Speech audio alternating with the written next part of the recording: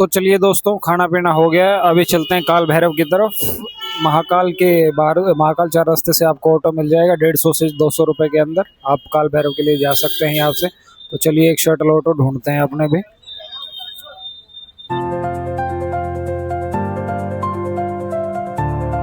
महाकाल बाबा के दर्शन के बाद अब हम निकल पड़े थे उज्जैन के सबसे रहस्यमयी मंदिर काल भैरव बाबा के दरबार की तरफ। महाकाल सर्कल से ऑटो मिला 100 रुपये में और रास्ते भर बस एक ही एक्साइटमेंट थी, जल्दी से बाबा के दर्शन हो जाएं। उज्जैन की गलियों में एक अलग ही शांति और भक्ति महसूस होती है और अब बस कुछ ही मिनटों में होने वाले थे काल भैरव बाबा के दिव्य दर्शन। आखिरकार हम पहुंच गए बाबा काल भैरव मंदिर के बाहर। रास्ते में फूल और माला की दुकान थी, तो मैंने भी बाबा के लिए फूल और प्रसाद लिया। तभी एक लड़का मिला, उसने बताया कि काल भैरव मंदिर में मदिरा अर्पित की जाती है, तो मैंने भी वहाँ से उसके पास से एक छोटा पौवा लिया, जो कि मुझे 400 रुपये का मिला। तो एक ज़रूरी बात, अगर आप बाबा के दर्शन करने आओ तो मंदिर के पास से मत लेना, यहाँ काफ़ी महंगी मिलती है ये चीज़। कोशिश करना आप पहले से या शहर से लेके आएँ, क्योंकि आसपास वाइन शॉप्स अलाउड नहीं हैं। फ़िलहाल मैं दर्शन की लाइन में लग चुका हूँ और अच्छी बात यह है कि आज ज़्यादा भीड़ नहीं है, तो बहुत ही आराम से दर्शन हो सकेंगे मेरे।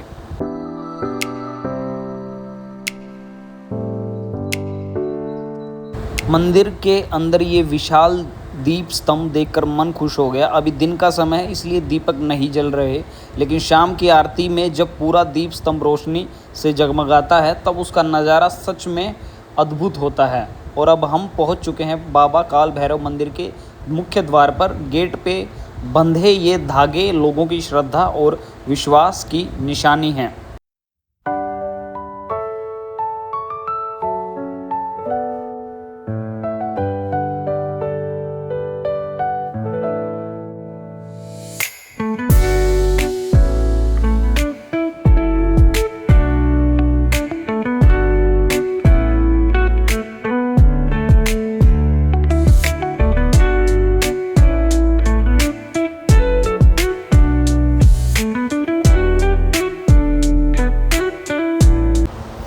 बाबा काल भैरव के दर्शन के बाद अब मैं निकल पड़ा हूँ ऑटो में बैठ के 100 रुपये में मंगलनाथ मंदिर की तरफ, जो कि शिप्रा नदी के तट पर स्थित है। और वहाँ पर मंगलनाथ घाट का दृश्य बहुत ही मनमोहक है। तो चलिए आपको दिखाते हैं। तो दोस्तों, आप जो मेरे पीछे नदी देख रहे हैं ये शिप्रा नदी है, जो अभी 2028 में महाकुंभ आएगा। जैसे कि सिंहस्थ कुंभ हुआ था पहले उज्जैन में, वैसे ही महाकुंभ अभी 2028 में उज्जैन में होगा। तो उसको लेके यहाँ पे काफ़ी सारी तैयारियां चल रही हैं। मैं आपको दिखाऊंगा, आप मेरे पीछे भी देख सकते हो कि भाई कंस्ट्रक्शंस वगैरह का काम चालू है और लगभग आधे से ज़्यादा उज्जैन के अंदर काम चालू है कंस्ट्रक्शंस का। कि भी महाकाल मंदिर के अंदर भी काम चालू है जोर शोर से, काल भैरव के पास में भी। तो ये नदी इन तीनों स्थलों को जोड़ती भी है, तो उनके घाट वगैरह सब निर्माणाधीन है अभी।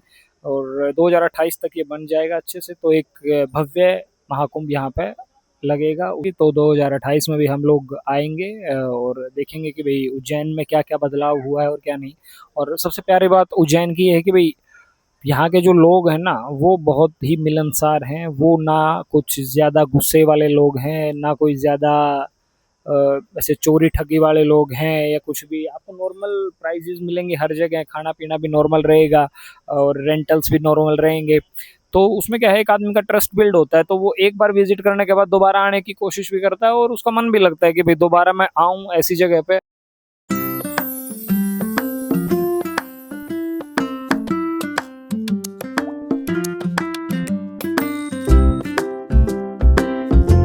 तो दोस्तों, हमने महाकाल के दर्शन कर लिए हैं और महाकाल के दर्शन के बाद हम लोगों ने काल भैरव के भी दर्शन किए। तो काल भैरव के पीछे की जो कहानी है मैं आपको बताता हूँ कि भाई काल भैरव को महाकाल के साथ क्यों पूजा जाता है। महाकाल की जो यात्रा है दर्शन की, वो महाकाल मतलब काल भैरव के दर्शन के बिना अधूरी मानी जाती है। काल भैरव को एक ग्रंथों में और कहानियों में एक द्वारपाल के रूप में दिखाया गया है कि भाई वो महाकाल के रक्षक हैं और द्वारपाल हैं। ये काल भैरव की स्टोरी है। माना जाता है कि प्राचीन काल में ब्रह्मा विष्णु और ब्रह्मा विष्णु के बीच में जंग कि भाई उनके बीच में लड़ाई हुई कि भाई सबसे महान कौन है, सबसे बड़ा कौन है। तो उसी दौरान के शिव भगवान ने जब गुस्सा होके एक रूप धारण किया तो उसको काल भैरव का रूप माना गया, और काल भैरव ने ब्रह्मा जी को दंड देने के लिए, उनका अहंकार खत्म करने के लिए उनका चौथा सर काट दिया था। तो उसके बाद काल भैरव को ब्रह्म हत्या का पाप लग गया था।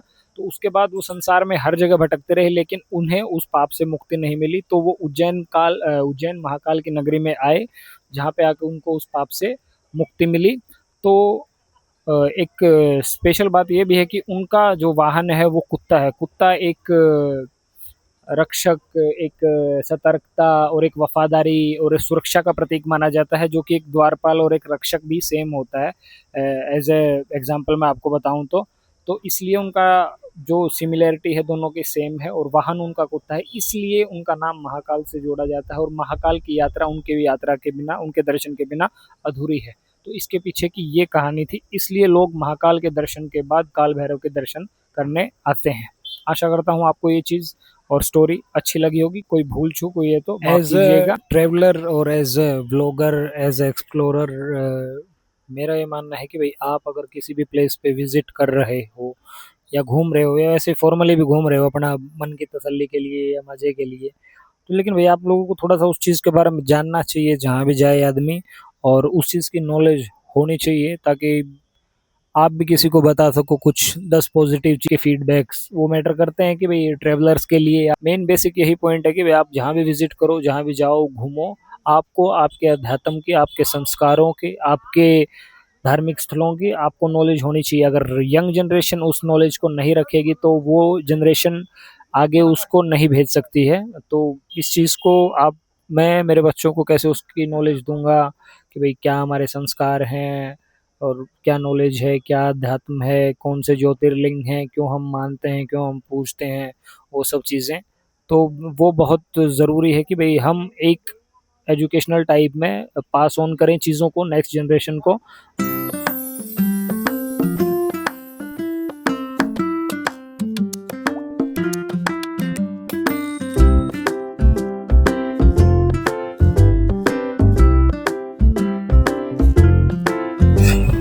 तो दोस्तों अभी हम जा रहे हैं रेलवे स्टेशन, काल भैरव मंदिर के दर्शन के बाद ट्रिप की समाप्ति की ओर।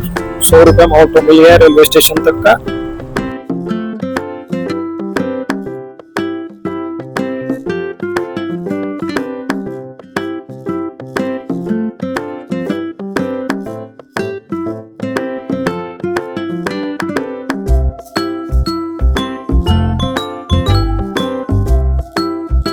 तो दोस्तों रिटर्न के लिए हम पहुंच गए हैं उज्जैन रेलवे स्टेशन।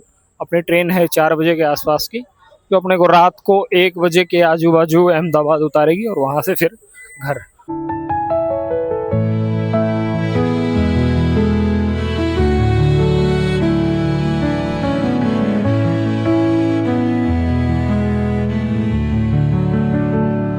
तो चलिए दोस्तों चलते हैं प्लेटफॉर्म नंबर 5 की तरफ। अपनी ट्रेन आएगी प्लेटफॉर्म नंबर 5 पे। ट्रेन का नाम है अहमदाबाद साबरमती एक्सप्रेस, जो कि चलती है यूपी से, और अपने को अहमदाबाद पहुंचाएगी 1 बजे। उज्जैन आती है वो 4:10 पे। और मैं बताना चाहूँगा कि ये 24 आवर्स में अपनी जर्नी कंप्लीट हो गई है महाकाल की। और वेडनेसडे अगर मैं चाहूँ तो मॉर्निंग में ऑफिस जा सकता हूँ। मीन्स यही है एक डबल लाइफ जो मैं आपको बता रहा हूँ कि भाई सब चीज़ों के नाप तोल के टाइम देना पड़ता है। हर तरफ दोहरी जिंदगी है। दोस्तों मैं अभी उज्जैन के रेलवे स्टेशन पे बैठा हूँ, और यहाँ से अभी अहमदाबाद के लिए ट्रेन का वेट कर रहा हूँ। सच में ये जर्नी एक बहुत ही अच्छी और पॉजिटिव रही है मेरे लिए। हम लोग मेरा कोई प्लान भी नहीं था कि भाई एकदम से महाकाल जाऊं और आऊं। ये जर्नी जो है, महाकाल के दर्शन, फिर काल भैरव का आशीर्वाद, और अब वापसी अहमदाबाद के लिए, और उसके बाद भी ऐसा लगता है कि भाई उज्जैन की जो पॉजिटिव वाइब्स हैं वो साथ में, और यहाँ का पॉजिटिव वातावरण एक अलग ही फील आपके अंदर भर देता है कि भाई just like very positive things in your soul. So मैं यही कहना चाहूँगा कि एट द एंड कि भाई ये एक कोई ट्रिप का एंड नहीं है, महाकाल की ट्रिप का। ये एक शुरुआत है जो कि महाकाल के आशीर्वाद से हुई है, और आप सब लोगों ने भी इसमें मेरा बहुत साथ दिया है। 3 मई को ही सब फाइनल किया, फिर 4 को निकल गया, 5 आज है। तो वो सब एक मीन्स एज इतना फास्ट हुआ है वो सब कि भाई मैं भी प्रिपरेशन नहीं कर पाया जिस लेवल की मुझे करनी चाहिए थी, लेकिन जो भी कटा फटा टूटा फूटा बोलना आया बोला, बनाना आया बनाया। और अब एक महाकाल के आशीर्वाद से नई शुरुआत करेंगे। तो जुड़े रहो डबल लाइफ चैनल पे, आपका स्वागत है, हमेशा रहेगा। Thank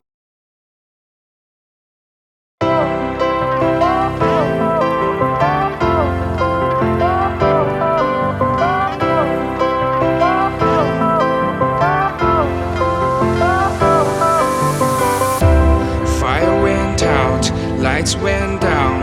When you feel lost in your shadow, don't feel alone, don't scream so loud. We are living in this